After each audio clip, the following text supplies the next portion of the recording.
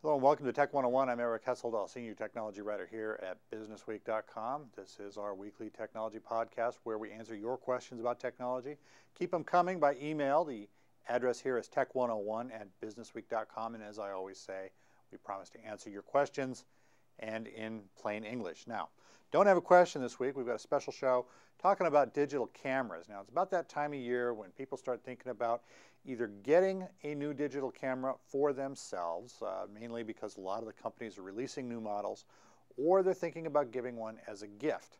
And one of the things that's happening this year is that a lot of people who have bought their first digital camera are finding that either it's not working anymore, which happened to me, or it's starting to look a little old, or new features are coming online. So it's a good time to be replacing digital cameras. Actually, this is a big feature in what's basically turning around demand for digital cameras overall. Now, we'll talk about that later.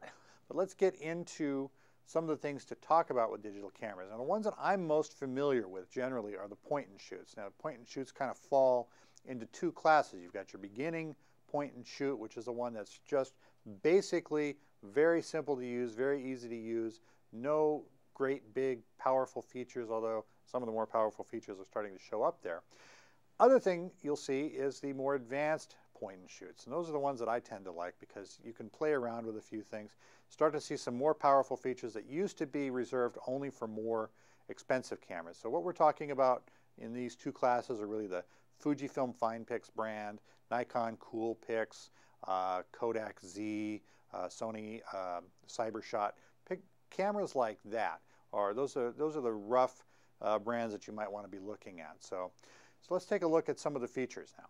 Now, the big number that everybody asks about and that they're concerned about is megapixels. And the reason is, these days it's pretty easy to get a 12 megapixel camera. Now, I remember when the best consumer cameras out on the market were 3 and 4 megapixels.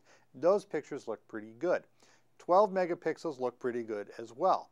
But one of the things you're going to have a trade-off with is file size. Now, with a 12 megapixel camera, the file size on the memory card and later on your computer is going to be a lot bigger.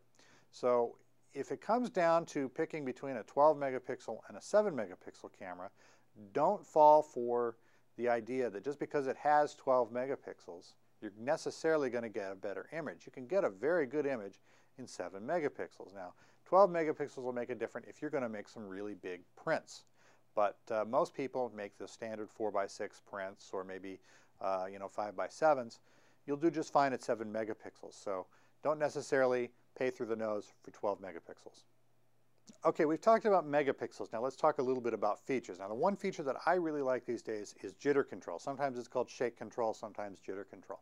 Now watch for it a little bit. What happens is that the camera is getting smarter. If you tend to take a lot of action shots, or if your hands tend to shake a little bit, the camera can accommodate you by basically compensating for the movement and making sure that the final image is steady, or it looks like it's steady anyway, even if the camera is moving a little bit. Sometimes they use springs, sometimes they use smart chips that just accommodate, sometimes they change the exposure timing. So watch for jitter control, sometimes it's called shake control.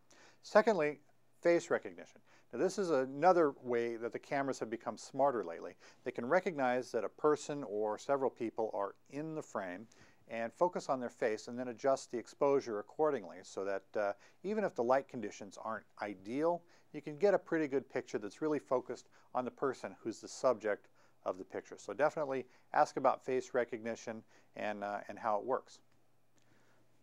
So the big question is, what camera should you get? Well, not an easy answer to give you. The reason is there's so many models out